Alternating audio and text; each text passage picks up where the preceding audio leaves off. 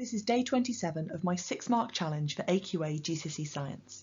In the run-up to the exams, from Monday to Saturday each day I'm posting a new video with a 6-mark question so that you can practice these extended response answers and also check your work to see how you would have got on. You can find a link in the description below to each week's questions and also access all of the videos in the playlist. Today's question comes from Physics Paper 1. Now before you start, don't forget, as much as it may look like it, this is not an essay question and you aren't going to be given any credit for your spelling or grammar or for writing in full sentences. So actually it's a really good idea to lay your answer out using bullet points or maybe a numbered list or even a table. And actually I would particularly encourage that for a question like this where you're being asked to compare things, because it makes it really clear to your examiner that you have given the advantages and disadvantages of both of these methods of generating electricity. Remember, you do need to answer the full question in order to get into level 3 and get 5 or 6 marks. So you must make sure that you've given both advantages and disadvantages of both sources of electricity. Now, if you haven't done so already, pause the video and give yourself 6 minutes to answer this 6-mark question.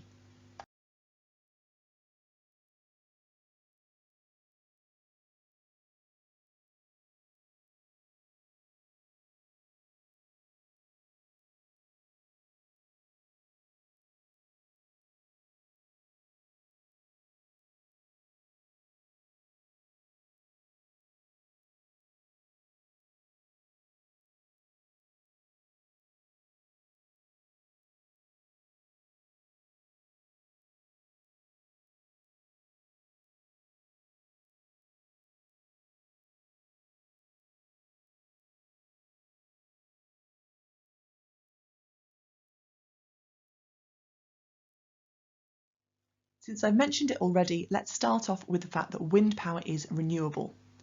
Now, as far as possible, I want to be adding value to my answer. So not just saying that it's renewable, but explaining that that means that it's not going to run out. And then I want to compare that to coal power and say, well, a disadvantage of coal power is it's a finite resource or a non-renewable resource, and it's expected to run out within about 100 years. Then I can talk about the fact that wind doesn't release carbon dioxide. And again, I want to be adding value, so I don't just say it doesn't release CO2, I also explain that the reason I care is that that's a greenhouse gas which contributes to global warming. And then likewise, burning coal does release carbon dioxide, and that's problematic because it is a greenhouse gas. Then I can think about the fact that wind power also doesn't release sulfur dioxide, and the problem there is that that contributes to acid rain, whereas burning coal does release sulfur dioxide. And then as one more disadvantage of coal power, I can talk about the fact that coal mines are going to damage habitats, and also they're dangerous for people to work in, although to be honest, the human interest angle doesn't tend to come up in the AQA mark schemes. So if wind power is so great, why are we not just building tons and tons of wind turbines? Well, the first reason is the cost of building those wind turbines. Compared to this pre-existing infrastructure, we've already got this coal power station and we want to keep using it because we've already paid for it. Then we can think about the fact that a wind turbine will only work when it's windy, whereas a coal power station is going to be reliable in all weather conditions.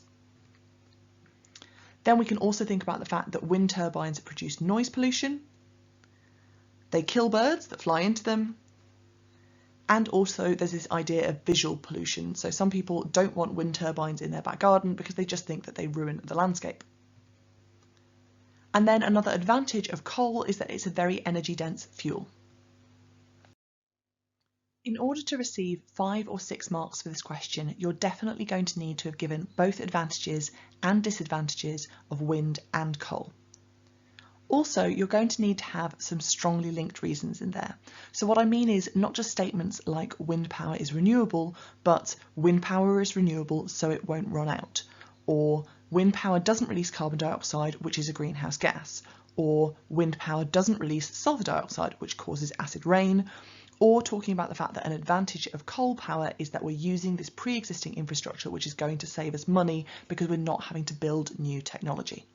So in order to get 6 marks, you're going to need to have covered advantages of wind, advantages of coal, disadvantages of wind, disadvantages of coal, and included at least 2 of those strongly linked statements.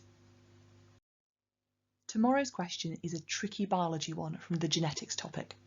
Most of the questions I've looked at in this series are ones which would be found in those common questions that are in both the foundation tier and the higher tier, but this would definitely be a higher tier only question. Don't forget, you can find a link in the description below to all of this week's questions and also the playlist containing all of the videos so far.